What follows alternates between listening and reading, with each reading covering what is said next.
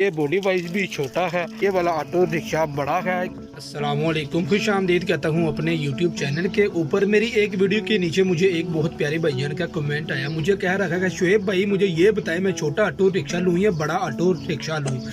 आज मैं आप लोगों को अपनी इस वीडियो में तफसील के साथ बताने वाला हूँ छोटे रिक्शे में और बड़े रिक्शे में मेन फ़र्क क्या होता है।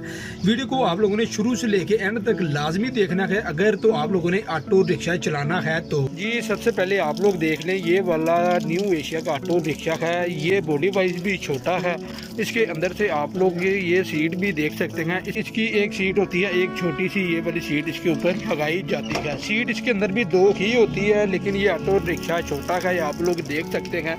अल्हम्दुलिल्लाह ये वाला मेरा वाला ऑटो रिक्शा है, ये वाला ऑटो रिक्शा बड़ा है। इसकी सीट भी आप लोग देख सकते हैं। सर जी इसकी ये वाली सीट होती है और इसके सामने भी सीट दी गई है।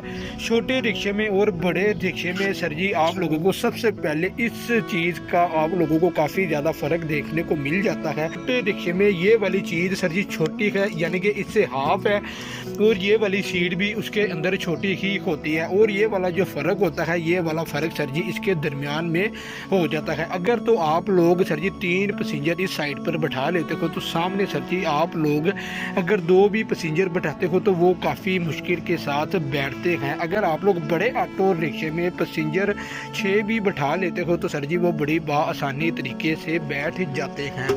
इसके अलावा आप लोगों को बता देता हूँ छोटे रिक्शे में और बड़े रिक्शे में मेन फ़र्क सर जी क्या होता है। मेन फ़र्क सर जी ये वाला होता है, ये वाली साइड आप लोग देख सकते हैं, ये वाली साइड अपनी जगह पे बरकरार रहती है क्योंकि इतना ज़्यादा वज़न छोटे रिक्शे पर पड़ता नहीं है, जिसकी वजह से ये वाली चीज़ इसकी सर जी बरकरार रहती है। अगर बड़े रिक्शे की बात की जाए तो सर जी बड़े रिक्शे के अंदर जब आप लोगों ने 6 सवारियाँ 6 पैसेंजर बैठाने हैं तो सर जी उसकी ये वाली चीज़ सर जी नीचे की तरफ आ जाती है। ये वाला सर जी मेन फ़र्क होता है। आप लोग देख सकते हैं मेरे वाला नया ऑटो रिक्शा है, लेकिन सर जी ये ज़्यादा सवारियाँ बैठाने के बावजूद सर जी ये वाली चीज़ हाफ हो चुकी है। छोटे रिक्शे की ये वाली चीज़ अपनी जगह पर बरकरार है। छोटा ऑटो रिक्शा आप लोगों को मार्केट से सर जी सस्ता मिल जाता है, बड़ा ऑटो रिक्शा आप लोगों को मार्केट से थोड़ा महंगा मिलता है। अगर अब बात की जाए ना छोटे रिक्शे में अर्निंग ज़्यादा होती है या बड़े ऑटो रिक्शे में अर्निंग ज़्यादा होती है, सर जी